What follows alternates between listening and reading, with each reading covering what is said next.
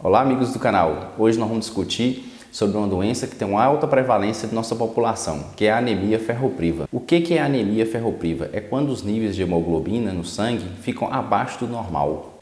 Ela é uma doença que afeta praticamente 1/4 da nossa população mundial. Aproximadamente 2 bilhões de pessoas no planeta hoje sofrem de anemia ferropriva. Então, é uma doença que tem uma alta prevalência. Em questão de estatística, chega a atingir 1/4 da população. Então, é muita gente que tem anemia. E muitas das pessoas têm anemia e ainda não sabem. A nossa medula, ela que é responsável pela produção de células sanguíneas, né? A medula nossa fica dentro daqueles ossos longos, do externo, da bacia, do fêmur. As hemácias, que são os nossos glóbulos vermelhos, são as células responsáveis para fazer a condução do oxigênio entre o nosso pulmão para todo o nosso corpo. E essas carreadoras são as células vermelhas que a gente chama de eritrócitos ou hemácias. Um dado que é bem importante: quais são os principais sinais de anemia? Lembrando que a anemia pode ser assintomática, né? A gente conhece a anemia leve, ela é totalmente assintomática. Quais são os principais sintomas? Dispneia, que é a falta de ar, às vezes em repouso, às vezes aos esforços. Pode ter taquicardia, que é quando o coração nosso acelera, né? A gente tem aquelas palpitações no peito. Pode ter dor de cabeça, que a gente chama de cefaleia. Pode ter anorexia, que é um sintoma muito comum, que é a falta de apetite, né? Principalmente em criança fica sem apetite. Pode ter irritabilidade, sem uma causa aparente, né? A pessoa fica nervosa, ansiosa. Muito comum astenia, que é quando dá fraqueza nos músculos, começa a fazer uma caminhada, já não consegue. Subir alguns degraus, já sente dificuldade, dor nas pernas. Pode ter dor nas pernas, às vezes em repouso, né? Cansaço, indisposição geral é muito comum. Palidez das mucosas, né? Mucosa ocular, mucosa da nossa cavidade oral, elas ficam mais hipocoradas, ficam mais esbranquiçadas. Pode ter sonolência, né? A pessoa fica sonolenta, vontade de dormir toda hora, e pode ter inconstância no sono. Pode ter coiloníquia, nossa unha tem essa concavidade virada para baixo. Na coiloníquia ela vira um pouquinho para cima e fica parecendo uma colher. A gente chama de coiloníquia, é muito comum numa anemia um pouco mais acentuada, na anemia crônica. Pode ter queilite angular, o pessoal chama de boqueira, que é aquelas pequenas rachaduras no canto da boca. As crianças podem ter geofagia, né? Vontade de comer terra, de comer barro, pedaço de tijolo, vontade de ficar chupando gelo. Então é muito comum em crianças a geofagia. Pode ter vertigem, né? O idoso começa a ter tontura, fraqueza, por conta de, às vezes, de anemia. As crianças podem ter déficit de aprendizado, já que o oxigênio não é bem oxigenado o cérebro, tem uma deficiência, então ela pode ter um baixo rendimento, um baixo aprendizado na escola. E às vezes também pode ter alguns sintomas que a gente chama inespecíficos, né? Em decorrência da baixa imunidade, infecções de repetições. Então esses são os principais sintomas da anemia ferropriva. Agora preste bastante atenção, que essa é a parte mais importante do vídeo.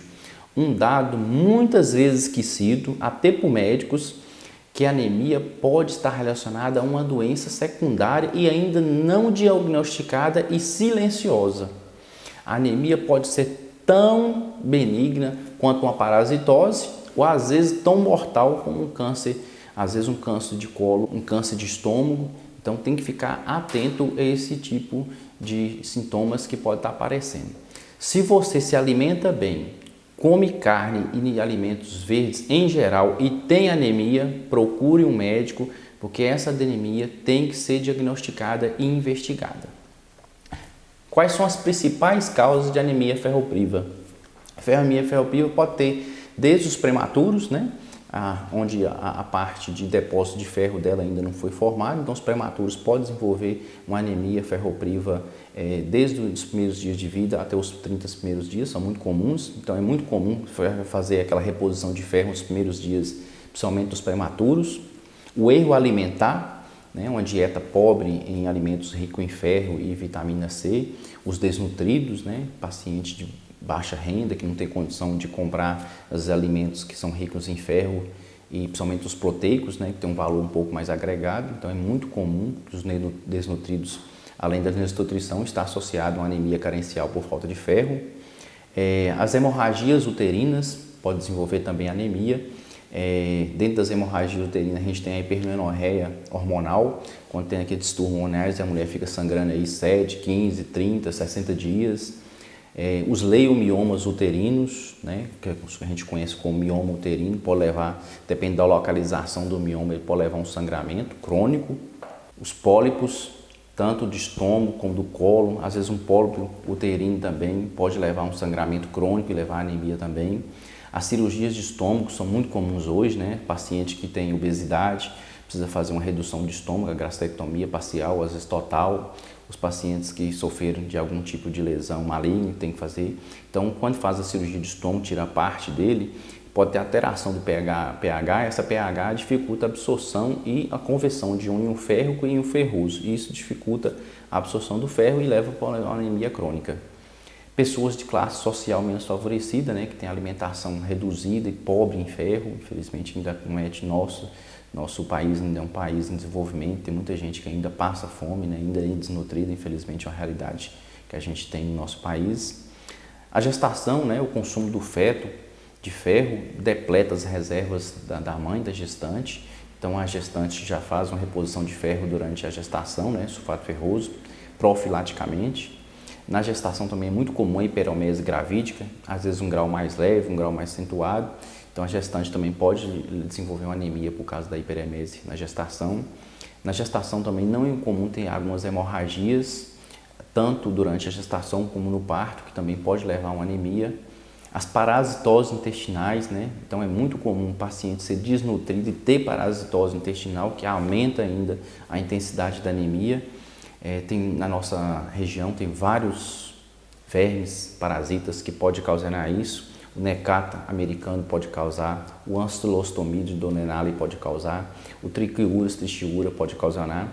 Às vezes até uma infestação mais maciça de Ascaris lumbricoides também pode ocasionar uma anemia crônica, né? Deficiência de ferro, porque a Ascaris, com aquela grande quantidade, você alimenta, ele come grande parte do alimento, desregula o intestino todo.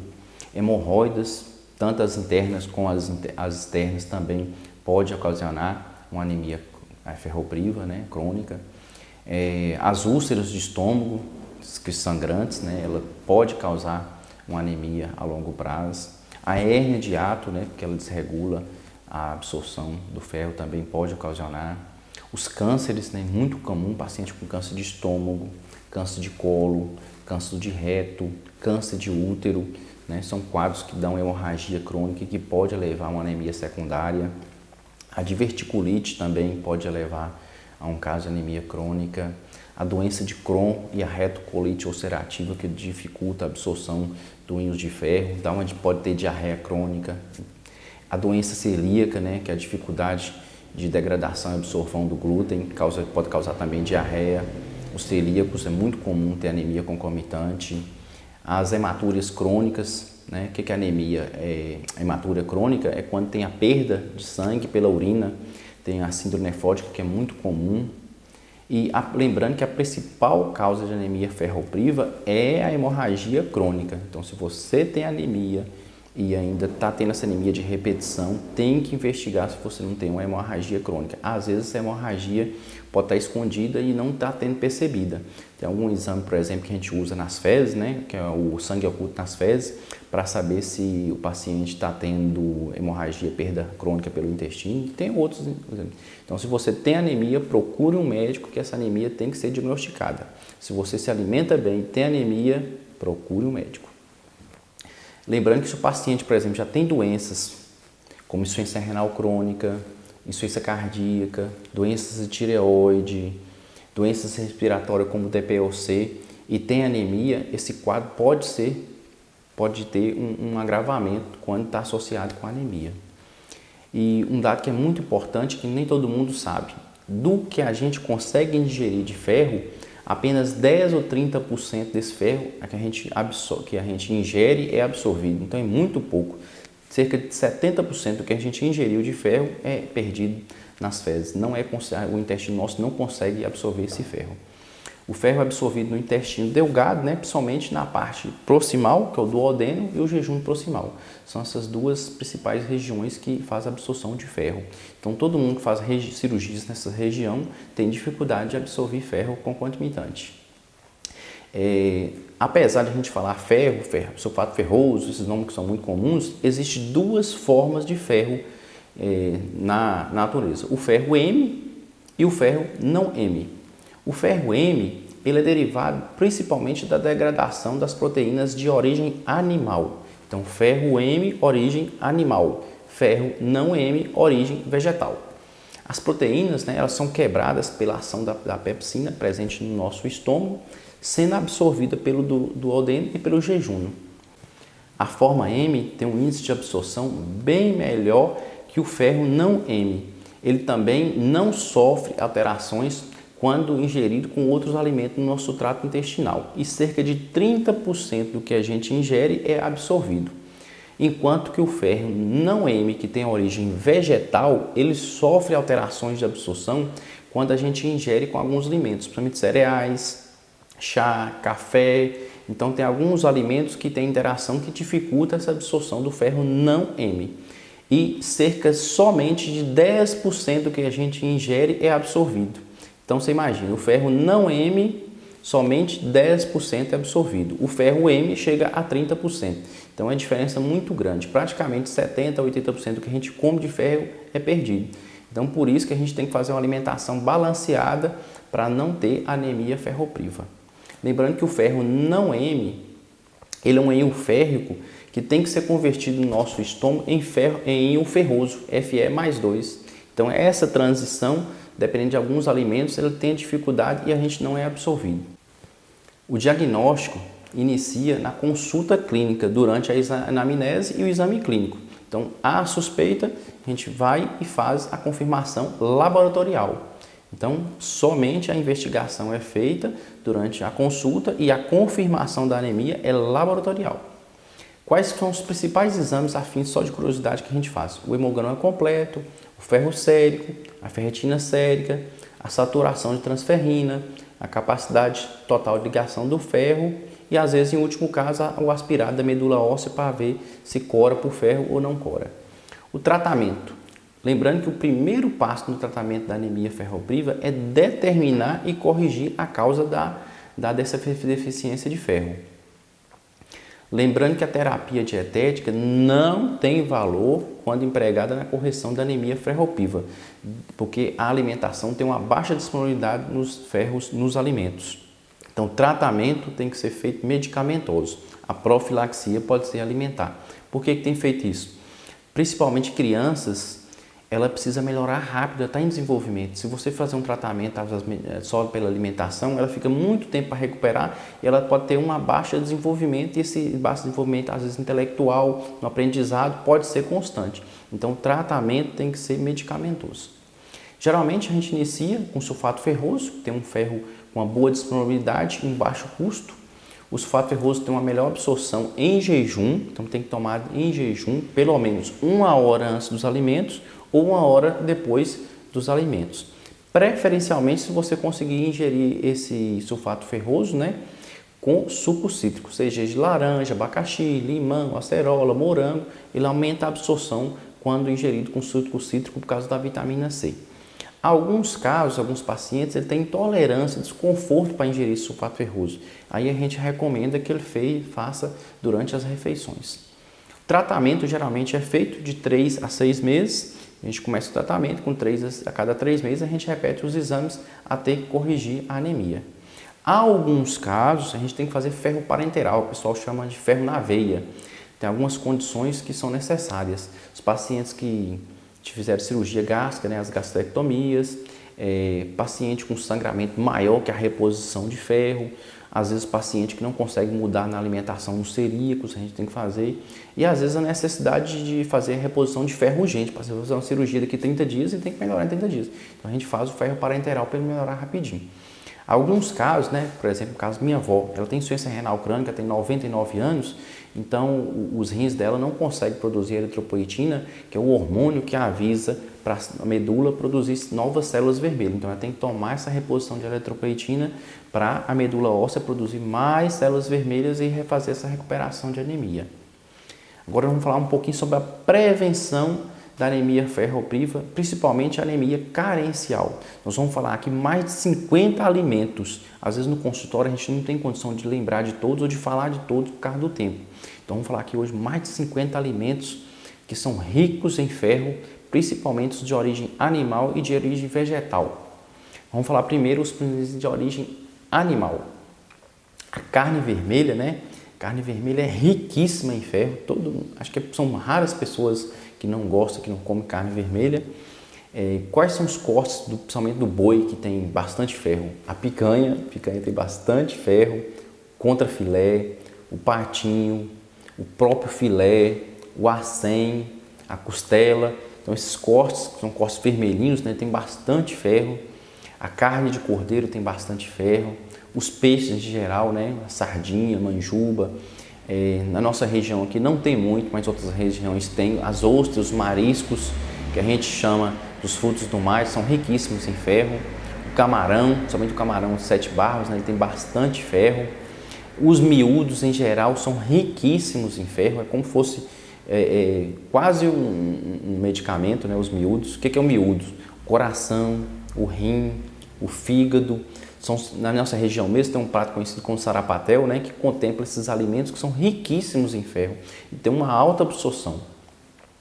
O frango também, lembrando que o frango tem alguns pedaços dele que tem bastante ferro, como a moela, o coração, o sangue, né? Nem toda religião aceita comer sangue, mas a religião que aceita, o sangue tem bastante ferro. Os ovos, principalmente a parte da gema do ovo, tem bastante ferro. Quase todo mundo também come ovo, né? Não sei as pessoas que têm alergia, o ovo é riquíssimo em ferro. E vamos falar agora de alguns alimentos de origem vegetal que também são riquíssimos em ferro. As leguminosas em geral, como o feijão, a ervilha, a lentilha, o grão de bico. Eu particularmente adoro o grão de bico, né? Você pode fazer o grão de bico com a farofa, uma farofinha de ovo cozido, pode fazer com carne moída, pode fazer às vezes com bacon, né? Então o grão de bico pode fazer de várias formas aí e tem um carboidrato com uma qualidade boa, né? Uma boa digestibilidade. Hoje está muito na moda usar o açúcar, aí dá preferência o açúcar mascavo ou a rapadura, porque são riquíssimos em ferro. Lembrando que o açúcar mascavo ou a rapadura tem que usar com parcimônia. As folhas verdes em geral, que as folhas com mais escura for, mais ferro elas contemplam, né? O nosso Brasil é riquíssimo em folhagens, como a rúcula, o brócolis, o agrião, o couve. Couve é riquíssimo, e o couve tem uma infinita gama de pratos aí que você pode fazer. Pode fazer o couve raladinho, pode fazer o couve cozido, pode fazer suco de laranja com couve, pode fazer uma farofinha de couve com carne moída, farofa de couve com ovos, entendeu? O couve é excepcional. O espinafre, o coentro, a selga, a mostarda, a ora pronobis, né, riquíssima em ferro, pode fazer a farinha de ora pronobis, pode fazer ela cozida, ela raladinha, então ela pode fazer de várias formas. A alface tem um teor um pouco menor de ferro, mas é rica em ferro também. Eu particularmente como alface todo dia, ela é rica em vitamina C que já ajuda a absorver esse ferro. As sementes, tem algumas sementes que são riquíssimas em ferro, como a semente de abóbora, semente de gergelim, a linhaça, né? A beterraba, toda criança gosta de beterraba. A beterraba você pode fazer ela raladinha, pode fazer suco de beterraba, pode fazer vitamina de frutas com beterraba. A soja é riquíssima em ferro. A soja também tem a proteína texturizada, né, que a gente chama de carne de soja, que é riquíssima em ferro. Tem o leite de soja, que tem um pouquinho de ferro. Da soja também tem o tofu. Tofu é o queijo feito a partir de leite de soja. O leite de coco também tem ferro. Alguns cereais, né, como a aveia, a quinoa, hoje é muito fácil de encontrar as barrinhas de cereais de aveia ou de quinoa, tem uma absorção boa também de ferro. O amendoim é rico em ferro. As castanhas, né, nosso país tem várias castanhas, castanha do Pará, castanha de caju torrada, é uma delícia, tem bastante ferro. O epistache, a avelã, Algumas frutas secas também têm bastante ferro, como uva passa, o damasco, o figo, são frutas desidratadas que têm bastante ferro também. Alguns temperos têm bastante ferro, né, como o cominho tem ferro, o coentro, tanto a parte seca como a parte de folhagem, ela tem bastante ferro. O açafrão da terra, muitas vitaminas, é riquíssimo em ferro, né? Então, não sei de cabeça, mas eu sei que tem um índice de ferro lá em cima, né? O curry, que é um condimento aí, um tempero indiano, que tem o açafrão da terra, tem coentro, tem canela. O curry tem muito ferro também. Pessoal que é viciado em chocolate amargo tem ferro. Lembrando que não pode também usar demasiadamente, mas pode usar com parcimônia, né? Tem bastante ferro. E tem alguns estudos que mostraram que você cozinhar em ferro, panelas de ferro batido, aumenta o ferro nos alimentos, né? Ele oxida naturalmente. Então, cozinhar em panela de ferro também aumenta o índice de ferro nos alimentos e também é saudável. E tem algumas coisas que a gente pode fazer para o nosso intestino ainda aumentar mais essa absorção do ferro, que, igual eu falei anteriormente, às vezes 70% do que a gente ingere sai nas fezes. Primeiro é ingerir concomitante com esses alimentos ricos em vitamina C. Alguns desses alimentos, laranja tem vitamina C, o limão você pode fazer suco. Você pode temperar saladas com suco de limão, né? Em vez de usar sal, tempera com limão, que é bem mais saudável, aumenta a absorção do ferro. O abacaxi, pode comer o abacaxi durante as refeições, né? Ele aumenta a absorção do ferro pela vitamina C. A acerola, tangerina, goiaba, pêssego, morango, todos esses alimentos ajudam a absorver o ferro por conta da vitamina C. Tem alguns alimentos que particularmente eu como todo dia, que é o caso do tomate, pimentão e às vezes o couve. Então, o pimentão e o tomate, eles são riquíssimos em vitamina C e você pode estar comendo nem que seja um pedacinho todo dia para aumentar essa absorção do ferro. Então, isso é um truque que a gente pode estar fazendo para absorver o ferro. E lembrando que aumenta tanto a absorção do ferro M como não M. Tem alguns alimentos que dificultam a absorção do ferro e esse a gente deve evitar. Quais são eles? O café dificulta a absorção, os refrigerantes em gerais, as bebidas alcoólicas, os alimentos ricos em cálcio, né? O leite é um alimento saudável, mas infelizmente por ferro ele dificulta a absorção do ferro. Tanto o leite como seus derivados, a bebida láctea, pudim, leite condensado, o queijo, né? Ele não tem uma absorção, não ajuda a absorver o ferro não. Os doces também não ajudam, o vinho tinto também não ajuda. Os chás em geral, principalmente quanto mais escuro o chá, ele tem dificuldade, o chá verde, o chá preto tem dificuldade de absorver o ferro. Então, o que eu queria trazer para vocês sobre anemia foi isso aí. Qualquer dúvida, deixe nos comentários, se a gente tiver um tempinho a gente está respondendo. Se gostou, já dá aquele like e quem não é inscrito, se inscreva no nosso canal, Dr. Odon Saúde e Economia. Um grande abraço a todos.